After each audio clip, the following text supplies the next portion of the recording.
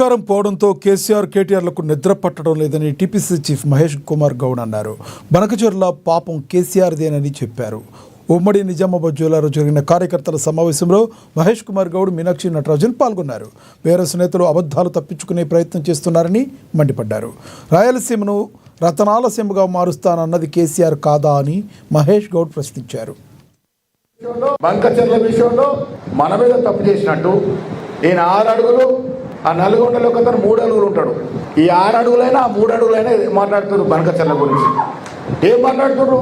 2016లో మంత్రిగా సుదర్శన్ గారు ఇరిగేషన్ మంత్రిగా చేసినారు.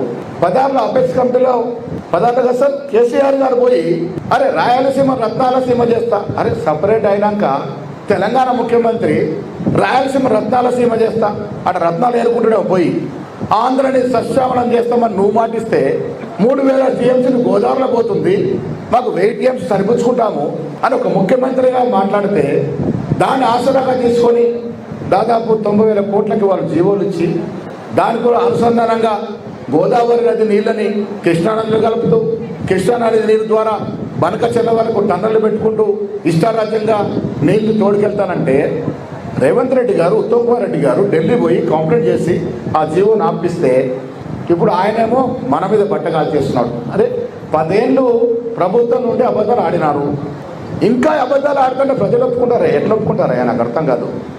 ఇష్టారాజ్యంగా చేస్తానంటే ప్రజలు ఒప్పుకోరు. నిజాయితీ అవసరం రాజకీయ నాయకుడికి, నిబద్ధత అవసరం. ఒక మిత్రుడు ఎవరో కార్యకర్త మాటతో సోషల్ మీడియా గురించి మాట్లాడినారు. మీరు చూస్తూ ఉన్నారు సోషల్ మీడియా ఏ రకంగా నడుస్తూ ఉందో. కేటీఆర్ గారు సంపాదించిన డబ్బుల నుంచి చాలా డబ్బులు పెడుతూ చాలా హ్యాండిల్స్ కొంటా ఉన్నారు.